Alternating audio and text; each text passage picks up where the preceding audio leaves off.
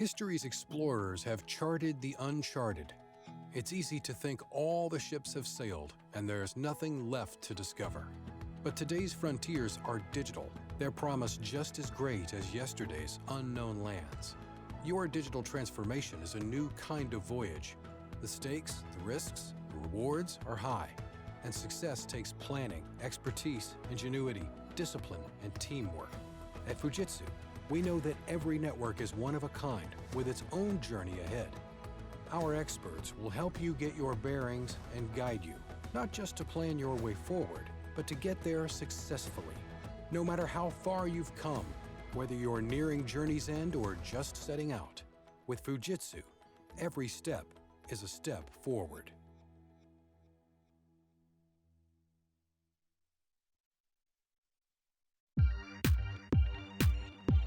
It's no secret that network transformation is at the core of telecom providers' success for the future. As Tony Thomas, Windstream CEO, shared in his exclusive interview with ISE magazine, quote, "Every network company is now two companies in one, a construction company and a software company.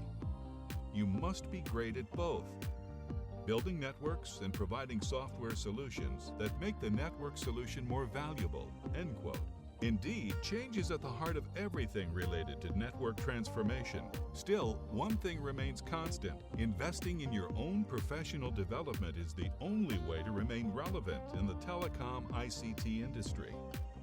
That's why the ISE brand is committed to sharing network-related education, deployment best practices, insights from industry leaders, and the latest solutions and technologies that help you do your job better while you advance your career. Over the next 3 days, ISE EXPO 2019 will deliver all those things. But don't stop there. Continue your learning each day by reading how your colleagues solve their network pain points in the ICT Visionary series. Soak in the knowledge from Executive Insights interviews. 2019 will be the year that we see 5G really changing the way people live, work, learn, and play. Learn from provider-vendor educational videos. Connect the launch cable to the COM port. Ensure the OTDR mini jumper is connected to port A. Listen to webinars and podcasts from subject matter experts. Find products and solutions in our online buyer's guide. The ISE brand is your partner in transformation. From live events to consistently fresh education delivered in print, online, and your mobile device, it's all there for the taking. Of course, we couldn't do it without the many network providers and sponsors supporting our efforts in bringing the best professional development tools to you. A very special thank you to Fujitsu, our keynote sponsor for today's presentation by Tony Thomas, CEO of Windstream. We are pleased to create a trade show that supports your professional development efforts. Continue your commitment to learning by subscribing to ISE Magazine at www.isemag.com via print, digital, online, live events, and more. Follow us on Twitter, LinkedIn, and Facebook. Thank you from the ISE team, your partner in network transformation education. Please welcome ISE Magazine's editorial director, Sharon Volman.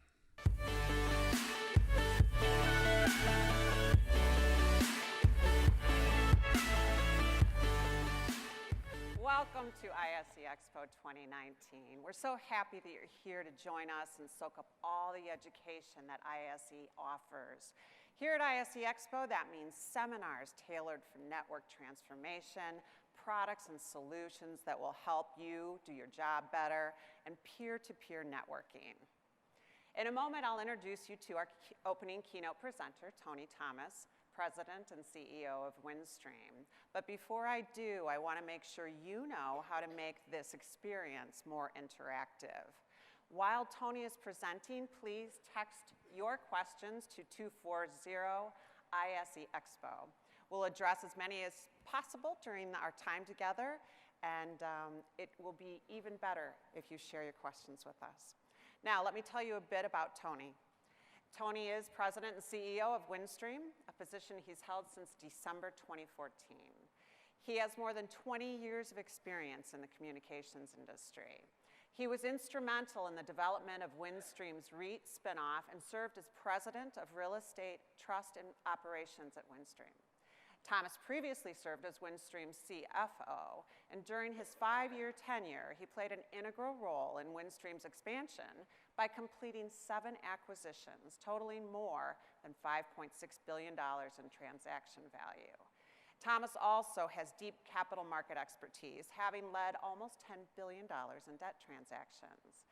He holds an MBA from Wake Forest University and a bachelor's in accountancy from the University of Illinois. Now, before we hear from him, let's learn a bit more about Windstream.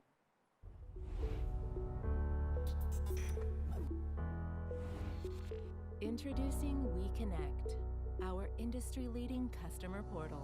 Connect your services. Transform your solution management.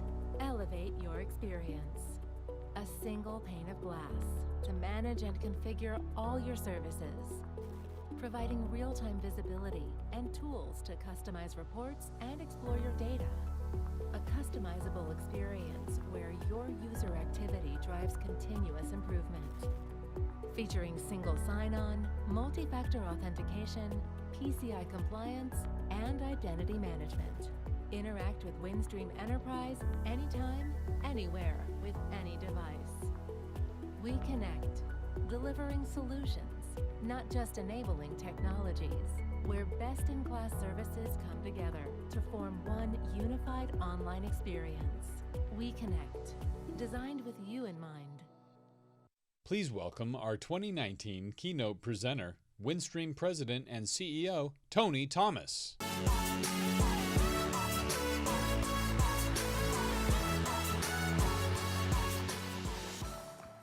Good morning. It's good to be here in Fort Worth.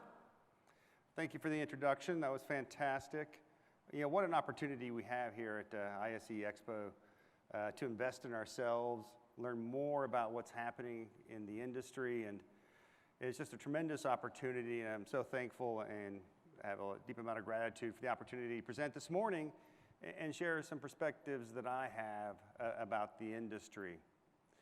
I'm going to hit on some big themes, as I call it, from my perspective associated with the network, and happy to take your questions here at the end. But let me jump in with a little bit of an introduction about Windstream, who we are. We're comprised of 3 principal businesses. You can see them there. Windstream Enterprise, we're the nation's leader in SD-WAN with over 2,000 customers, 25,000 locations. You can see Kinetic. That's our rural broadband solution provider. We serve 4 million households, 300,000 SMB businesses in rural America principally. And then we run a next generation wholesale network, the 5th largest fiber network in the country, connecting data centers across the US and international landing stations. You can see $6 billion in revenue, and we've invested over $4 billion in capital over the last 4 years. Just a few details about us that maybe give you some context to what I'm going to talk to next. And what I have here is the big themes shaping the network from our perspective. And when you look at these 9 themes that I'm going to drill into, I put them in the rubric of digital transformation. It's the reality that every business is being transformed by technology. Yeah, we all know the examples in transportation with Uber, but in agriculture, I come from Central Illinois, that is my roots. We have precision agriculture today. Precision agriculture, transforming how we deliver agriculture across our country. It is going to touch every element of every business. And I'm going to hit on 9 themes that I think are important elements of that digital transformation. We begin with what I think is the largest trend. It is the movement away from putting things in your office or your corporate headquarters. You know, we're no longer putting servers and storage in corporate offices. That information is residing in the cloud. And I have some statistics that Windstream has garnered here. You can see 83% of enterprise workload will run in the cloud by 2020. 83%. The cloud is transforming how businesses operate today. Just absolutely at the forefront. We all have SaaS providers, whether that's Workday, you pick the solution. The cloud is at the principal kind of driving influence behind enterprises. And at Windstream, I have this saying, when people make a business case to me, I'll often ask, so what's the so what? Like, what's the so what? And I'm going to share with you a few of what I think, what does this mean to all of you in your lines of work in terms of the network. The so what is we now have the network playing a much more critical role in every business because they have to go to the cloud. You have to traverse the network infrastructure. Network infrastructure did not have the same amount of importance when your point of sale system was resident on your premise. We deal with many retail customers at Windstream. The vast majority of those retail platforms are no longer resident at the prem, they're in the cloud. And that means the role of the network is the equivalent of making the cash register ring. That's how important it is. And that fundamental shift to the cloud is what's driving, especially in the enterprise space, this fundamental shift around the importance of network resiliency. First big theme. The second one I want to talk about is growing broadband availability. Growing broadband availability. And I'm going to talk about why I think that lays the foundation for one of the most significant technologies that is reshaping enterprise services, SD-WAN. Here's an excerpt from a very recent FCC report that just came out a couple weeks ago. The FCC is a little bit behind. The report's dated December 2017, but it has some interesting information. 70% of customers have speeds of at least 25 meg or greater. 40% of customers have at least 100 meg. There has been a massive push from cable companies as well as telecommunication companies to make consumer broadband much more ubiquitous and at much higher speeds. Let me give you some examples at Windstream. I know Windstream's well represented here at this conference and trade show and in this room today. Our leaders of our broadband engineering team at Windstream, when I took over the role of CEO in December 2014, the fastest speed we had in our network in many instances was 12 meg. Today, Windstream, who averages 9 households per square mile, that's the definition of rural when you have more cows than people in your service territory, now provides broadband speeds of 100 meg to over 40% of our footprint. And it's growing every single day. But we're also providing 1 gig. We have 300,000 small and medium businesses in our rural footprint. 100,000 of them have access to PON, 1 gigabit PON, soon to be 10 gigabit. We're adding another 100,000 locations this year. There is a sweeping tide of growing broadband availability in the country. Yes, and there are still areas in rural America that are behind. In fact, I spent the last 2 days meeting with White House policy advisors and all the members of the FCC Commission talking about the importance of rural broadband and getting the digital divide solved in America between urban and rural. And we are going to make progress. Chairman Pai at the FCC announced a $20 billion program to bring broadband to rural America. And this is December of 2017. Flash forward, this is changing. This is fundamentally changing. We are going to see much faster speeds across much more of our network. So what's the so what? How does that lie into SD-WAN? The beautiful thing about SD-WAN is it takes 2 consumer-grade broadband connections, slaps a little software in there, and creates an enterprise-class service where you get 100% uptime, you get complete application layer visibility, something that was nearly impossible with MPLS. You get the ability to prioritize the most important applications that go across your network. So if you're a retail store, what do you prioritize? You want that cash register getting that first bit and byte. That's what SD-WAN does. SD-WAN is fundamentally changing how we architecture wide area networks. And it's being done by the progress being made in consumer broadband. I tell folks, and it's a little bit of an exaggeration, but not much, SD-WAN is the MPLS killer. It is that big of a technology, and there'll be hybrid WAN, I know all the arguments, but SD-WAN is fundamentally reshaping how we architect networks today. And if we were to flash forward a few years from now, the idea that SD-WAN would be displacing MPLS will simply be accepted as the way it is. This technology, which Windstream will lead in and continues to lead in and is committed to leading in from here on out, is the fundamental shape of how networks will get designed. And it's all based off the progress we're making in consumer broadband ubiquity. And what does that mean, by the way, when you can use consumer broadband and you don't have to buy big, expensive Ethernet pipes?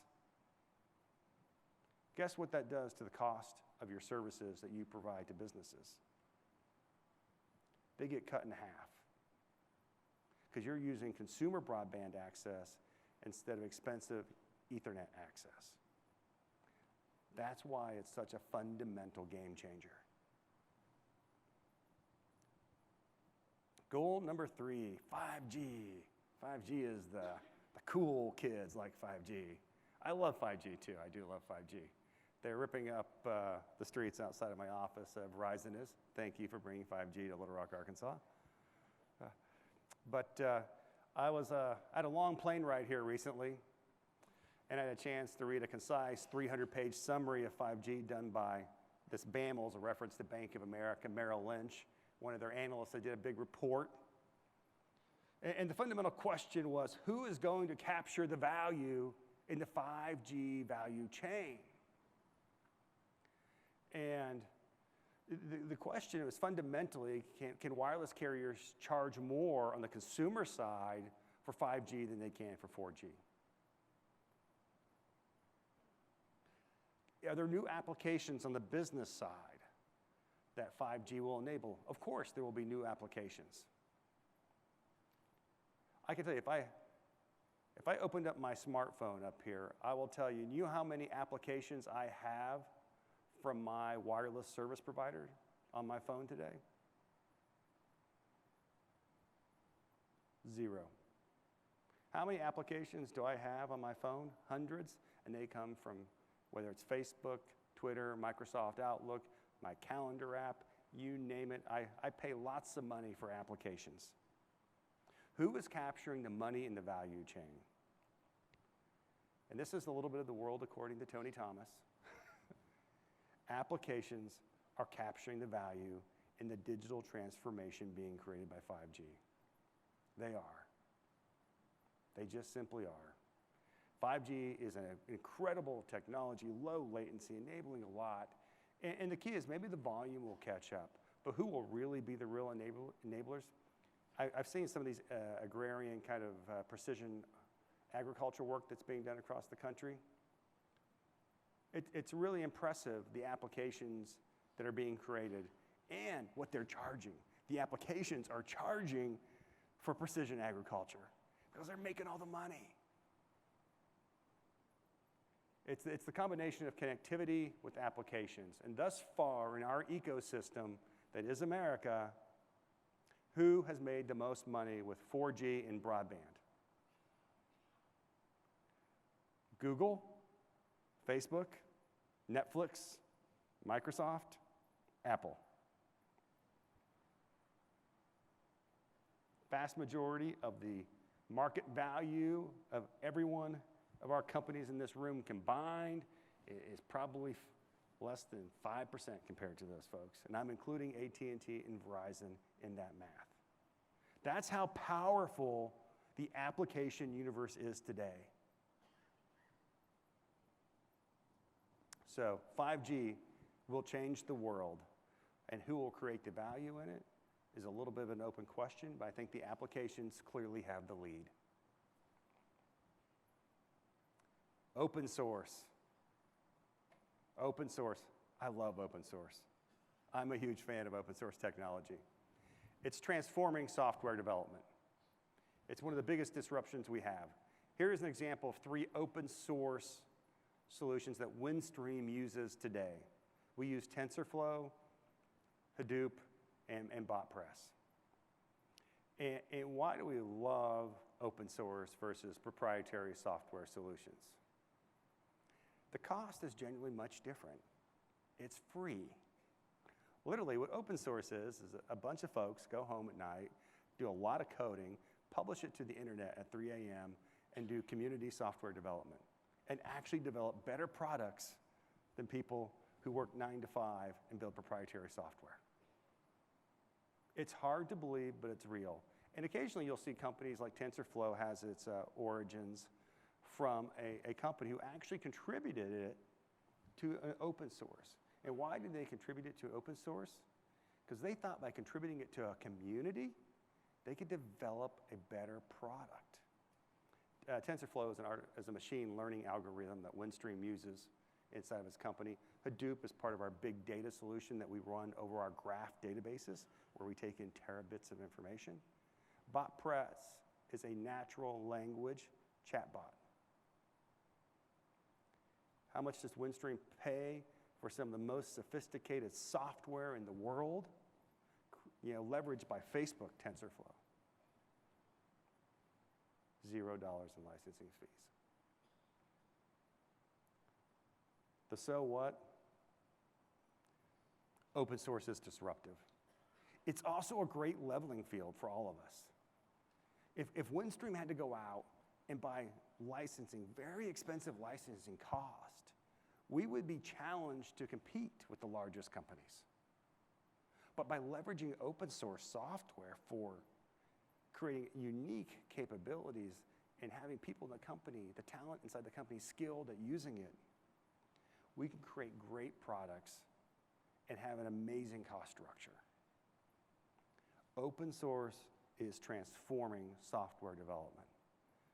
And by the way, I often say Windstream is both a construction company and a software development company. And by the way, we use a lot of software to do the construction, but this is a good example of how all of us can be in the software business, and it can be economical. You don't have to go spend $100 million with Oracle. It's not required. Yet another big theme that we see across our industry that's going to fundamentally change how we build and operate networks and how we provide solutions to customers. Big data, machine learning, and AI. I like my tagline, it was early days. It was early days. Now you are just behind. I got this report. McKinsey's done some really good work on how you build machine learning capabilities inside of your company. This is a quote from June of 2015. 4 years ago. 4 years ago, this is what they were saying. That's not what they say today. It is no longer the preserve of the Amazon, Googles, and Netflix. Everyone needs to be using it. And I'll give you a real use case that Windstream does today. We gather all the telemetry data off of our network, and we put that in what's referred to as a data lake. It's a large repository of unstructured data that we run over what's referred to as a graph database, which is kind of a cool technology that the kids like. And then you put all that together, and you try to predict alarms that come off of your equipment. Historically, if you're a network operator, you got your alarms, they come into your network operations center, and you address them. In the New World Order, we don't want the alarm to ever happen. So we take all the telemetry data in, because the devices have tons of telemetry information coming off them, and I'll pick on the access network as an example today. And we take all that information in, and we're predicting alarms. And we run a machine learning algorithm that predicts whether that alarm happens. And if they get it right, like that's a thumbs up. If our machine learning algorithm gets it wrong, thumbs down. And that is building a neural network. A network that actually gets smarter with every single interaction. And to guess what we can do in our access network today? We can predict with 90% level of certainty when an alarm will happen. So what do? You see the telemetry data that tells you that you're going to have an alarm sometime in the next 8 hours.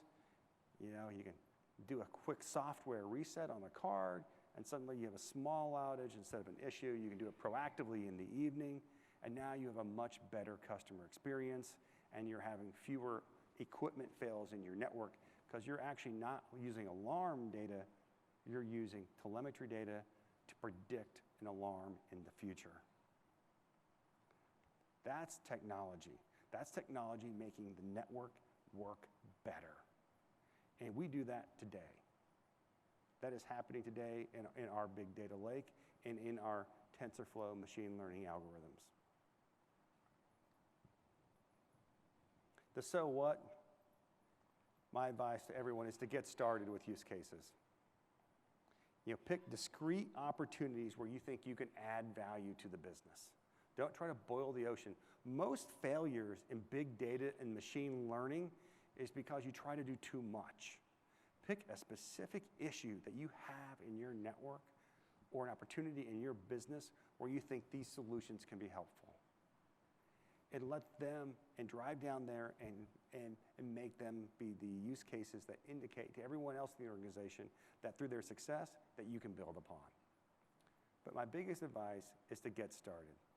By the way, did we go out initially and hire a bunch of Harvard, MIT, Stanford folks? No. Got some folks in Greenville, South Carolina, Rochester, New York, and Hiawatha, which is outside of Cedar Rapids, Iowa. And they built that solution. They built that solution. And they weren't big data Hadoop experts when they started. But they learned, they had a commitment to learn and growing in their skills, and they figured it out. But I'm really excited about what big data and machine learning is going to do for the future. It does make me wish I might have taken a few more math classes. You get into some of these machine learning algorithms, the math can get a little intimidating, but there are folks who can help you with that. I want to talk about software-defined networking, the buzzword that has been around for a long time, and it's a tremendous capability and opportunity for all of us. And I would tell you, generally at Windstream, initially, I would describe it as something of a disappointment. And it wasn't that it wasn't a great technology, and it's just, I think we had the wrong mindset initially. We were doing software-defined networking for the sake of software-defined networking. And now what we stepped back and said, we're going to do software-defined networking as a tool, but it's really going to be around an end-to-end automation mindset. We want to automate everything inside of our delivery capabilities. And how can software-defined networking help us do that? That's the real key. That's how we differentiated our approach. And I can tell you, this is just one stat I happened to have available when I was doing the slides. In March of 2019, through our partnership with Sienna, we leverage the Blue Planet orchestration platform, we ran 40,000 SDN transactions across our network infrastructure. Automated provisioning, automated design capabilities, now running through the network. But the real breakthrough for us, and that's really what the so what is about, is we wanted to be focused on both a more efficiency. We all have to be focused on spending our dollars the best way possible, but also improving the customer experience. And you get that with an automation mindset. That's the opportunity we had. And in SDN, critical part of the solution, absolutely. But the slight theme I would put on it is more about automation and how SDN helps you get there.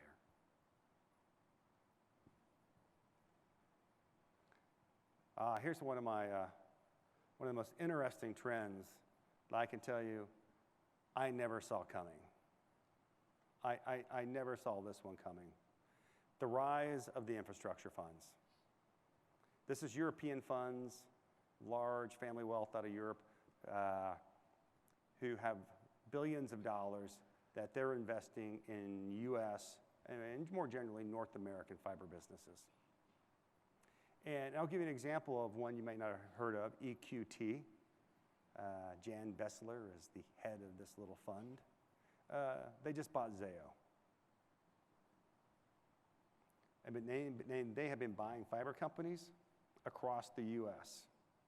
from mostly smaller players, but increasingly larger players. And they're paying incredible multiples for these businesses, even higher multiples on the private side than on the public market side. The average multiple, and this is very high, 18 times if you're not steeped in the world of financial markets like I am most days, it's been an incredible trend. And what that indicates is the tremendous potential that these funds see in the future demand for fiber. Incredible potential in fiber. And I will not be one to stipulate that there is going to be tremendous growth in fiber in the future. The question is, how much value is there? How much growth is there? Because if we don't have this much growth, these level of multiples are frankly unprecedented in the entire history of communications. Or do we have an asset bubble? Are we paying 18, 25 times on a growth that simply will be hard to see it ever come? No one's doubting that we'll grow, but will we grow by 10% or 30%? Because that's the difference between an 18 times multiple and a 10 times multiple. And I am going to give you the answer today. No, I'm not. I'm not going to give you the answer. I'm going to punt it, because I don't know. I don't know is the honest answer. Fiber is a valuable asset. It is. That's why infrastructure funds across Europe are buying up American fiber companies. They clearly see value in those assets, and there will be growth, but my quip is ask me in 5 years and I'll tell you whether they got it right or wrong. But anybody who told me that the next thing coming would be infrastructure funds out of Europe, I can tell you, I never heard that from anyone. Which just goes to show you, like, occasionally themes that emerge in an industry, you know, you got to be nimble. You got to be willing to pivot, because you're not going to see everything that comes at you. And I think this is a really good example. And I talked to all the guys on Wall Street and gals, and unfortunately it's mostly guys. And it's a real, no one was talking about this trend until it started happening.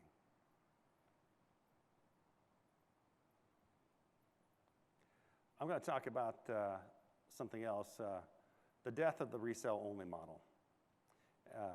I like to say a dysfunctional wholesale market de facto favors the nationalization in terms of national carriers in the U.S.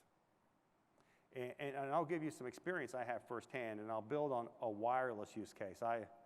In wireless, the ability to have a functioning wholesale market is referred to as roaming, where you roam out of your service territory into another service territory. And why is that important? I'll give you an example. I ran Alltel's wholesale roaming group moons ago. Alltel was a regional wireless carrier. We didn't have footprint everywhere in the U.S. We didn't have New York City or L.A. or Miami. So when our customers traveled to those areas, and if they wanted to use the underlying network of another carrier, we had to negotiate an agreement to do that. And for a long time, the industry had coalesced around voice agreements for a period of time. And when I came into the roaming role myself, data had emerged, data roaming, which now you guys are like, geez, how old is this guy? But data roaming was just on the scene. And my job was to negotiate with the largest carriers data roaming agreements. And I got the Heisman. Alltel was going to be relegated to only having voice roaming, while everyone knew very quickly that data roaming, the ability to use your phone as a smartphone, was an emerging trend that might turn out to be very big.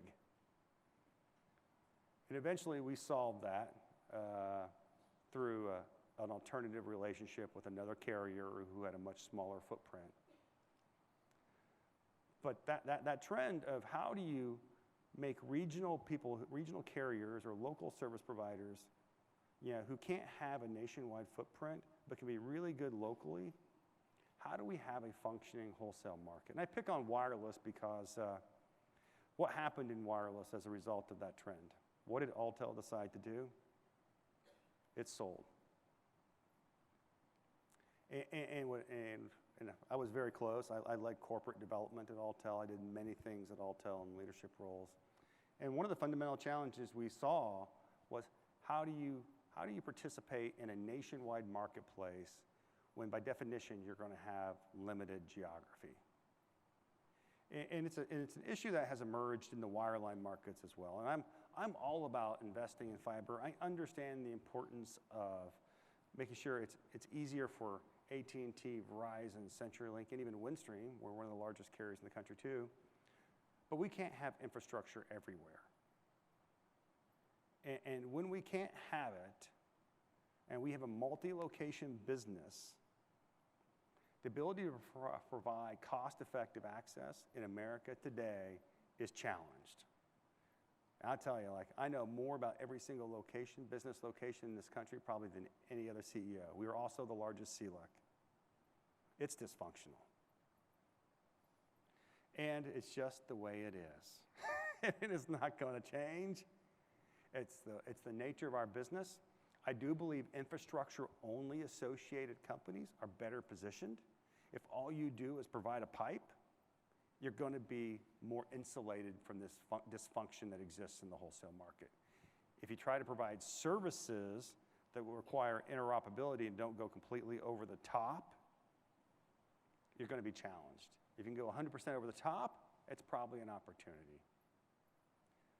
But I pointed out, because for those folks who've not followed this, as a matter of fact, there was massive deregulation that just took place on the TDM infrastructure here recently.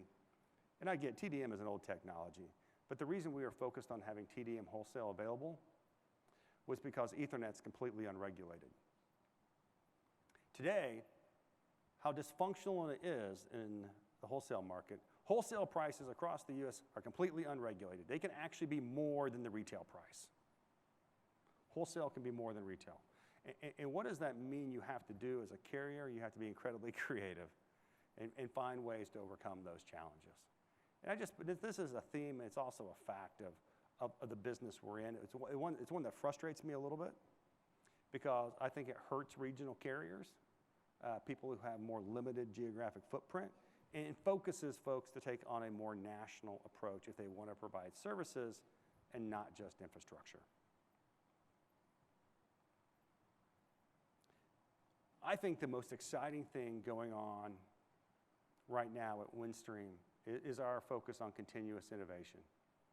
What has me most excited every single day is what we're doing to transform our business. It's innovation in how we deploy network. It's innovation in how we deploy software. One of the quotes, and I don't know the appropriate attribution here, is the pace of change has never been this fast as it is today, nor will it ever be this slow again. That is the world in which we awake today. And that's pretty cool, honestly. I mean, when you think about what's going to happen in healthcare, unbelievable. The applications. And I have Facebook engineering. I know Facebook has fallen out of favor with some, but I'm on Facebook, I follow Facebook engineering. Follow Facebook's engineering team. And if you want to see what they're working on and the cutting edge nature of it, it's incredible. I just did an international trip and came back here last weekend, and I've got the clearance thing where you walk in, and I'm like, okay, I want my picture first. So I got my picture taken, facial recognition. I'd done fingerprints the last time I was here. No fingerprints this time. How is the US Customs managing our nation's security? Facial recognition. Wow. What did Facebook just do yesterday? They bought a company that has a band that you wear around your head that monitors your brain waves because they have very unique signals. And those signals can be your own kind of fingerprint that you can use to do certain sort of security or other applications. Maybe they'll make headbands cool again, I don't know. But I pointed out, like, there is a tremendous amount of innovation taking place right now. And I don't actually think, and I think the key to this innovation, and I could go on and on about what I think makes continuous innovation work in big companies and small companies. I won't do that here, but it's like, it's all consuming for me. If you ask me, what do I think about, like, every night before I go to bed, what do I read about? I read about how do you drive pace of change and innovation into your business at rates that are simply unprecedented. How do you build network designs that are creative? How do you leverage software to do a network design faster? How can you create a software collaboration tool that can compete against the larger ones? Windstream just got on Gartner's Magic Quadrant for its Office Suite UCaaS platform. That's a pretty big achievement for our company. But we do that through a series of small teams building world-class software, leveraging incredible technology.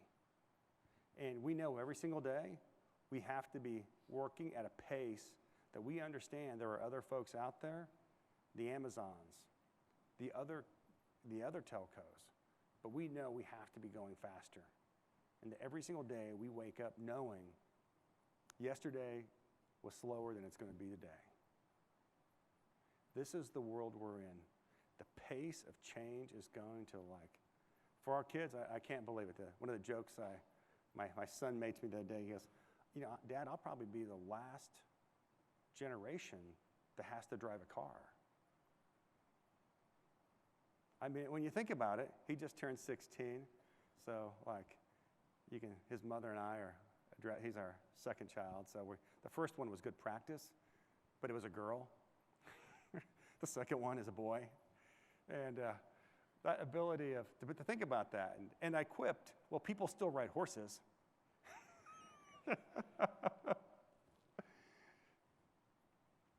But that's pretty amazing when you think about it. We're really seeing the last generation that will ever have to learn how to drive a car. I mean, you know, the pace of healthcare innovation, financial services. I'll give you another personal example. My son, he realizes now gas is not free. We don't have a full hybrid car. And he wanted some money. And of course, I was in DC yesterday, and he goes, Dad, why don't you just Venmo me that? If you don't know what Venmo is, it's basically a way to transfer money to someone else. I mean, unbelievable. Like, he doesn't want, like, because I couldn't get him a cash, and he doesn't have a credit card but Venmo me that money so I can actually use it. That is the world. Financial services, think of the transformation that's going to take place there. Continuous innovation. So those are the big themes. And you can see, I really talked about this, but I do want to make this last point before I move on. I do think a lot of continuous innovation is about culture and mindset and less about a set of skills. It's about a culture and mindset of learning. And frankly, the fact that you're here today is an indication that you have an interest in learning. But that's really what it's about. That need to innovate fast, you've got to be willing to also continue to be curious and be willing to learn. That's the recipe for talent as we go forward. Because those folks who think robotics and some of those things aren't going to start taking jobs away, they're wrong. They are. Robotics, machine learning, big data, all that stuff is dramatically going to change the workforce. It is. But if you're willing to continue to stay curious, invest in yourself, train and equip yourself for what comes next, you will succeed. That mindset has always succeeded.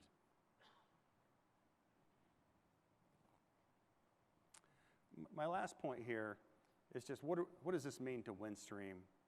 You know, our focus has always been on products that have strong market trajectory. For us, we believe that's SD-WAN and broadband. That you see that in terms of our investments in broadband. We'll invest just under $1 billion this year in capital, most of that associated with expanding our broadband capabilities, whether that's fiber or fixed wireless. We think unified communications, cloud-based communication services are the key. We think that all the boxes are going to be gone in the future. Security will play an increasingly large role, and if you're not scared about security, you should be. And we do believe a fantastic way to tie all that in for customers matters. You got to be able to develop software, develop great portals and mobile applications to help customers get better visibility and transparency into the services that you provide them. And what are we doing at Windstream? Software development and focus on innovation. Leveraging open source for both better products and cost advantage. And our role has been to develop proprietary software solutions that serve a large breadth of mid-size and SMB enterprises. And then we partner for larger opportunities, like Avaya and Mitel we partner with on the UCaaS side for very large customers. That's how we've taken these themes and applied them into our strategy. And with that, let's chat. That's what I have.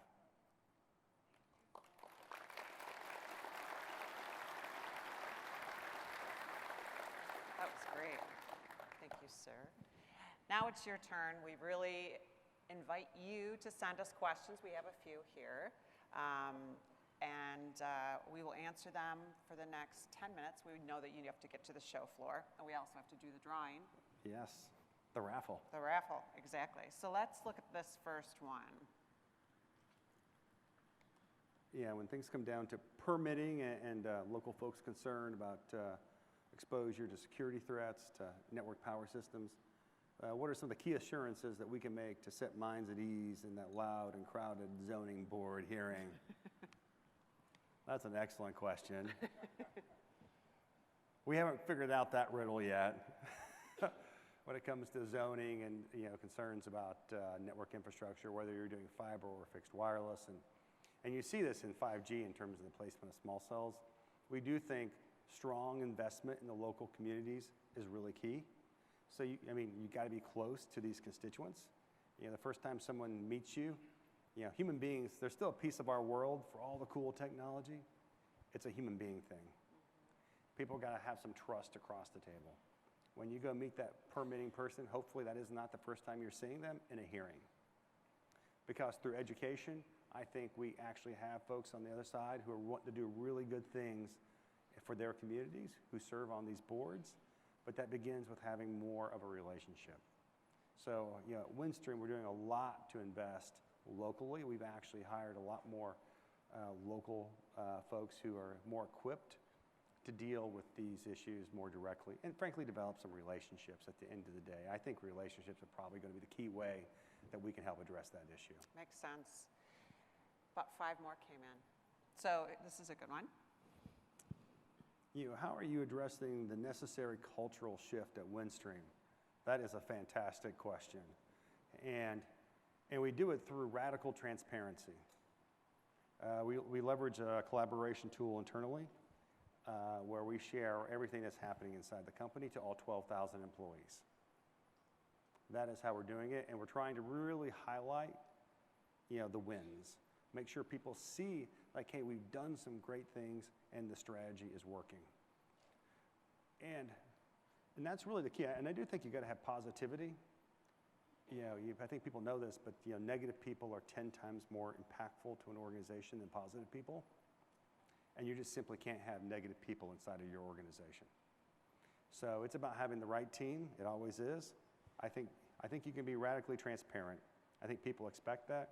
When a local technician wants to know what I'm thinking, or one of my direct reports, I share the same information to everybody inside the company. I don't have like some secret things I only share to the senior leadership team. If there's a strategy decision, I share it ubiquitously across the company. And we do a lot of town halls where we'll talk to all 12,000 employees once a quarter. It's a challenge. I mean, when you're going through cultural shifts like this and you're talking about the things like we're talking about here, I mean, let's be real honest. Some of these things, people look at this and say, geez, is my job going to, personal safety, psychological safety. It's not easy.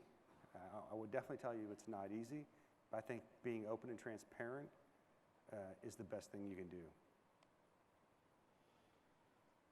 These are good. As you travel internationally, how do you see the U.S.'s culture and mindset as compared to other global competitors for innovation and technology? That is a really interesting question. And the answer is varied.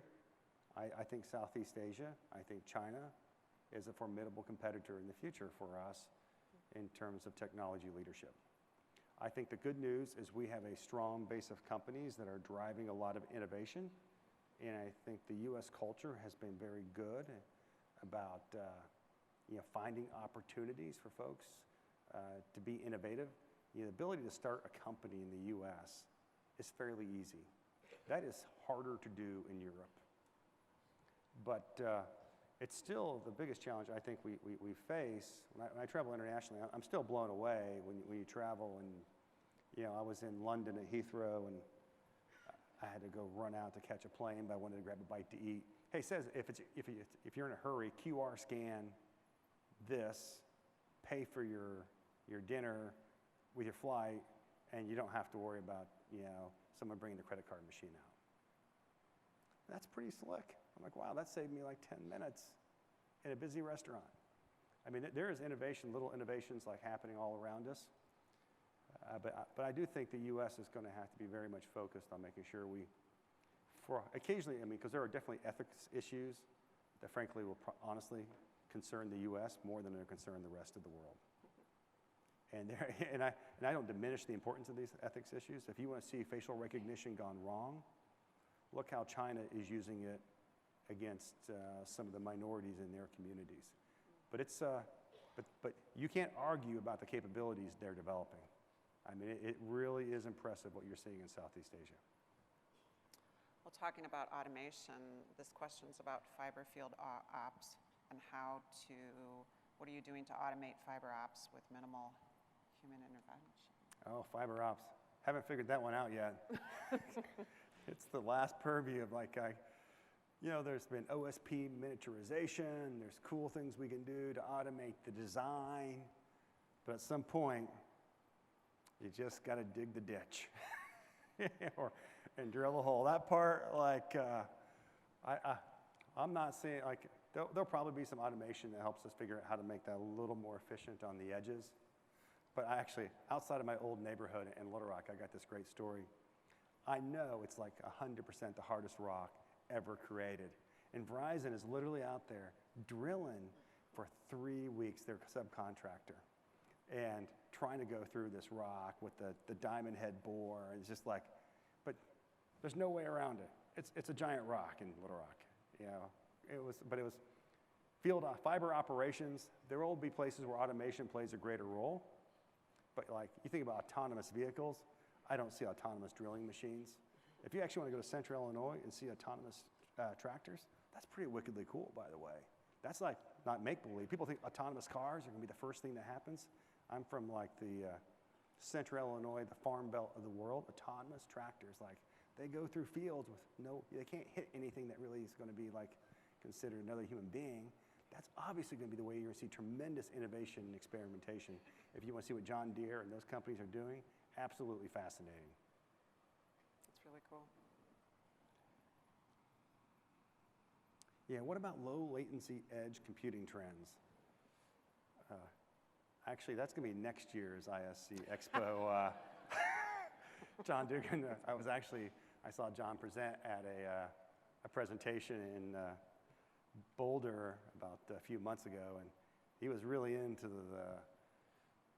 the importance of the edge, and I think there's some real arguments for that. We understand. I don't think they're going to be as impactful near term.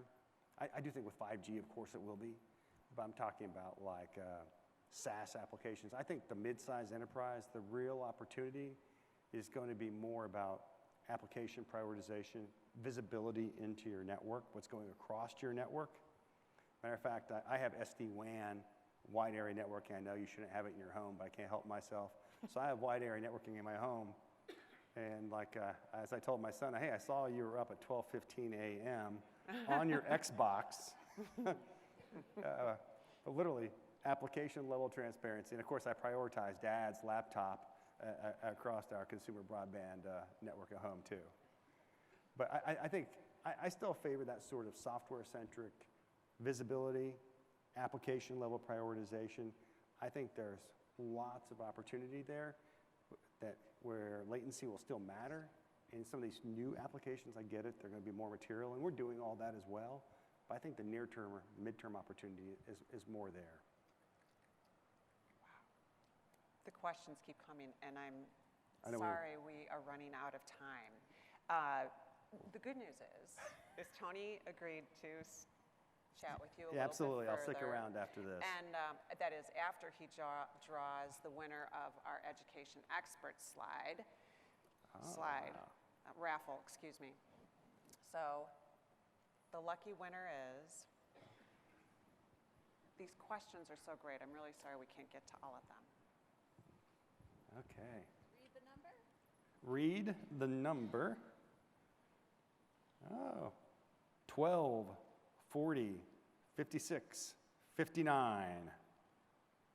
It might be. It's me. Where? Oh, come on up. Yeah. Get your gift card.